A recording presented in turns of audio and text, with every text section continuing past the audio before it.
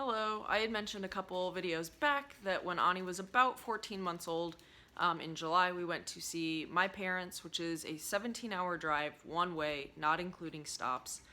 And obviously since it was COVID, when we did stop, we weren't able to let Ani get out and really run around and burn off energy. So I thought I would share how we survived that drive in today's video. So the first thing that we did was, on the very first leg of it, we left at about 1 a.m. Got a little bit of sleep, woke up, we'd already packed a car, woke up, put Ani in the car seat and left. She was awake for probably the first 45 minutes or so of the drive, but then she slept really well after that, and I was able to go like 4 or 5 hours before she was up and we had to stop. So let us get a big chunk done. So if that's a possibility, if you're going on a road trip, I definitely recommend that. We did camp that evening, so we didn't do that the second day, and we relied more heavily on our bin of distractions, which I have here. This is all we took for her to do in the car, and I'll go through what was in it.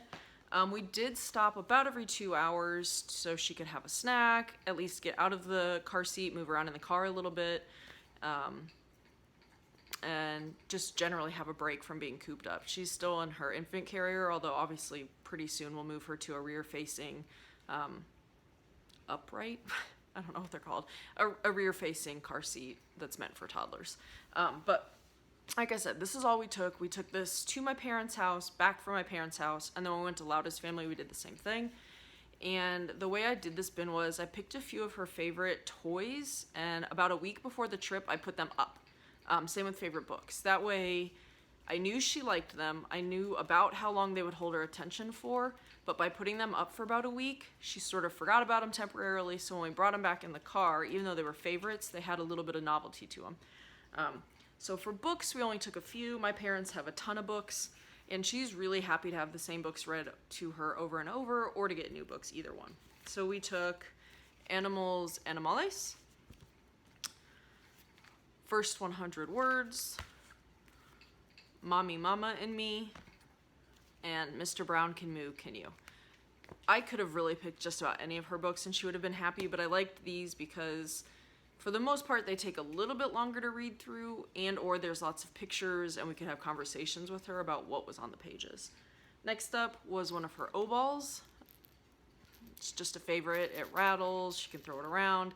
And then obviously once we got to, not so much my parents because I have nieces and nephews, so my parents have quite a few toys, but Lauda's family, on her mom's side, she's the only baby, so we needed toys that would be pretty versatile. This was good for running around the house or running around outside. Next up was just one of the little plush squishies I'd gotten her for Easter. She doesn't love these things, but when she is bored, she likes us to squeeze them, and then she'll hold them as they sort of puff back up, so we took this. She's never been a big Binky baby, as far as actually sucking on it for any length of time, but she likes her Wubba Nubs. One, with Binky, she likes to put her finger in and out. She likes to put them in her mouth and like pull them out and make them pop. She randomly, when she's teething, which she was during this trip, likes to chew on like the outer edge, and then she just likes playing with the little stuffed animals, so we took one of those. She loves rubber ducks, so we took a rubber duck. There was a lot of this. She wasn't able to do it, so she constantly had us squeezing them, but same thing, she's teething, and these were great for her to chew on. I took the Tegu little travel pack. If you're not familiar with these, they're magnetic blocks. They are pricey, but they're really good quality. And she really liked playing with just the blocks. She liked taking them in and out of the little felt thing that they came in. These were great.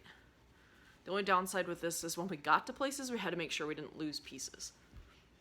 We took a plain thing of Post-it notes, just so she could stick them to different places, pull them off. I thought about taking painter's tape, and I think if we do the trip again, I will do that because the stickiness on Post-its wore off pretty quickly if she was sticking them to anything cloth. And they were a little bit of a pain to like gather all up. Not that painter's tape won't be a little bit of a pain, but she likes sticky things. I also took a pencil pouch full of flashcards. She likes looking at flashcards. We don't really like quiz her on them necessarily. If she shows us, obviously we tell her what they are, but these I actually laminated, and I was happy I did because she's a little rough on her cards, which is fine. They were only $1 from the dollar store, but she really likes playing with playing cards. And then actually this pencil pouch served a second purpose, but I'll get into that in a second. I had also made her an I Spy bottle with little dollar store erasers and rice. I've since updated this and actually written what I have hidden in there. At the time, it was just some rice and erasers. She didn't necessarily like looking for the items, but she liked shaking it and making noise. This one was a big hit. It's just a pill sorter, and then inside I just had little pom-poms.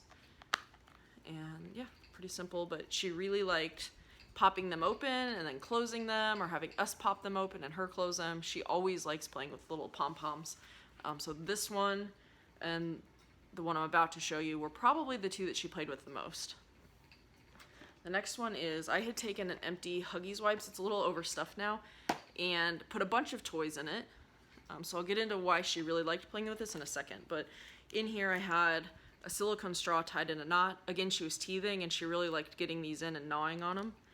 I took her little links because she likes playing with these, and they served a dual purpose with the pencil pouch. Her favorite, we have a little Melissa and Doug animal set, but her favorite two animals at the time were the crinkly crocodile and then the monkey Squeaks. She liked these two a lot, so they came along. A car and an airplane, mostly at the time because she liked playing with the wheels, and they're obviously small. A teether, an actual teether I took. And then two of these little squeezy bath squirters that she really just used to chew on or, throw around or play with. And then this was the intended purpose of the wipes container. I actually had to buy a wipes container just to use it for this. Obviously we use wipes too, but we didn't have one. So when you pop this open, I ripped the thing so it was a little bit wider. And at the bottom of this, I have all of her little figurines.